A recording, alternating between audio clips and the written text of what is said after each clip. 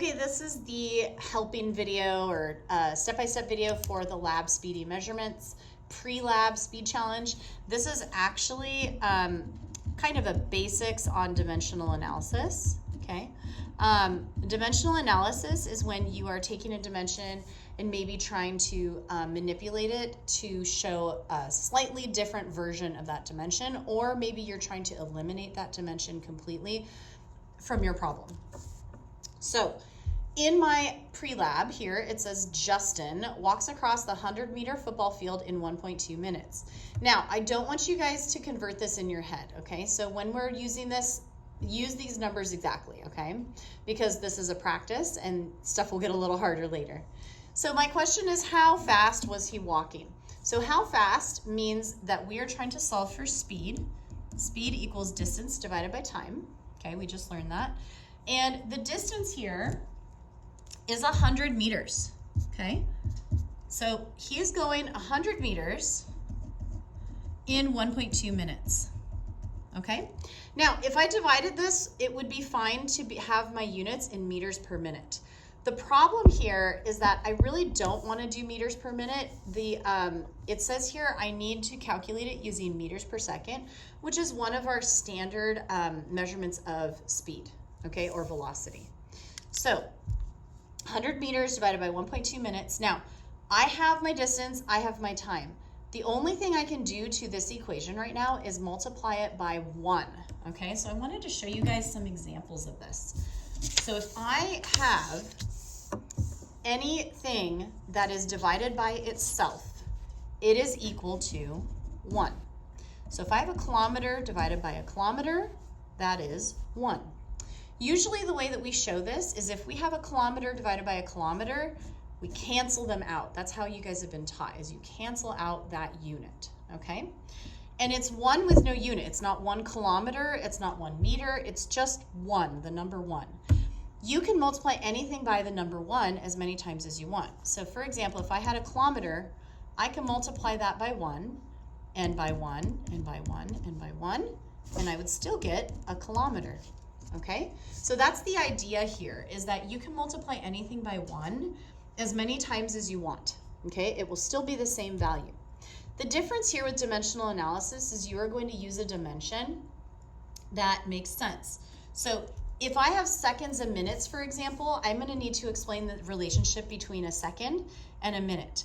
So if 1 minute equals 60 seconds, okay, I can write a fraction that says 1 minute divided by 60 seconds. I can also write an equation that says 60 seconds divided by 1 minute. And I can also say that that all equals 1, okay? So I hope this makes sense to you guys, that I can use this or this and multiply any equation by this, and it is just like multiplying it by 1. So let's go back here. If I want to get rid of or change the unit of minutes to seconds, I am going to need to multiply by 1 and multiply by 1 minute over 60 seconds. That's because a minute over 60 seconds is equal to 1. And if I have a minute divided by a minute, that is also equal to 1. So I'm going to end up with 100 m divided by 1.2 times 60 seconds. Okay? Then I'm going to do this in my calculator. I'm going to type in 1.2 times 60 because of order of operations. And I'm going to get 100 meters divided by 72 seconds. Okay? Now, that answer is 1.388. Okay? My second, meters per second is here. Meters per second. That is his speed. Okay? Now, using Justin's speed for number 2, estimate how far he can walk in 2 minutes. Show your work. So how far he can walk is the distance. Distance is speed times time. We're going to use his speed from up here. So we're going to type in, or write in, 1.38 meters per second. And I always recommend that you stack the speed meters per 1 second, okay, just so you know how to do that. And you're going to multiply that by the time. It says he's going to walk for 2 minutes. So 2 minutes is a whole number.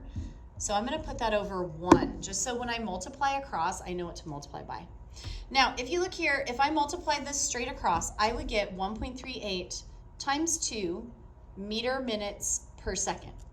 I don't want to have seconds and minutes on here because I'm trying to get distance in just meters. So what I want to do is use my dimensional analysis, okay? And I'm going to use, to get rid of seconds and minutes on top, I'm going to put minutes on the bottom and seconds on top. So I'm going to have 60 seconds divided by 1 minute. Now, it's okay for me to do this because I'm multiplying by 1. I'm multiplying d equals s times t by 1. So my answer here is seconds cancel, minutes cancel. I have 1.38 times 2 times 60, which is 165.6 meters.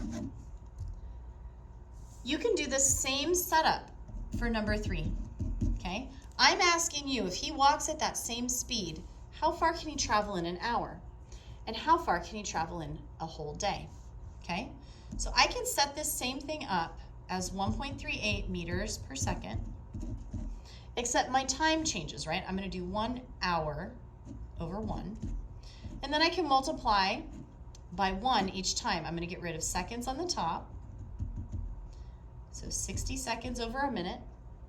I'm gonna multiply by 1 again to get rid of minutes, so I'm gonna put minutes on the top, 60 minutes in 1 hour.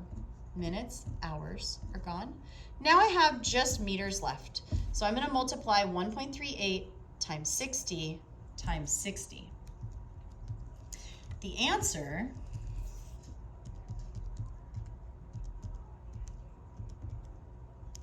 is 4,968 meters.